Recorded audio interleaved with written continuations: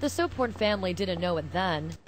3, 4, 5, 6. But as bank after bank failed during the financial crisis, Defraud investors in Ponzi scheme and you're under house arrest. Lose the next turn. it would become an opportunity to cash in. It started off as purely educational, understand why it happened, where the banks were making these bad investments and losing money, and then the housing market crashed and they needed the bailout. Jordy and Sherry Soporn always turn to games to explain complex topics to their 3 children, whom Sherry homeschools. Why the question was, why were they bailing the banks out, and why did they need to be bailed out? And why would they take the loans if they weren't good loans? So began the evolution of Bailout the board game inside their Coral Springs home. Your goal is to lose as much money as you move along the money trail, which is in the shape of a dollar sign. When work at Jordy's architect firm began to slow down, he decided to put a lot of creative energy into the blueprint of this game.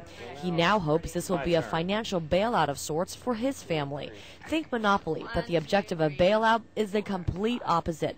Players start out as a solvent bank of choice. You're a solvent bank where you have assets. You could be Bankruptcy of America, Liquidation Brothers, worth far less. The bank with the most debt wins. And you do that through hostile takeovers, forced trades, sales and acquisitions. I sat down with the Soporns to take a stab at the game. It's a comedic parody of the financial crisis. I'll be bailout banker.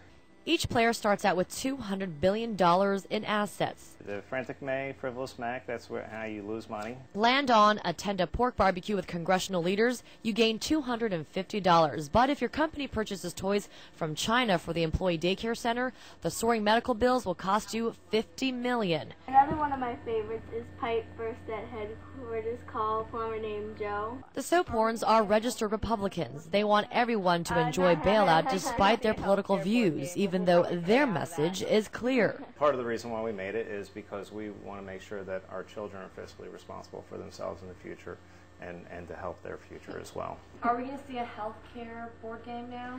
I don't think we're going to see a healthcare board game. We'll probably stay out of that.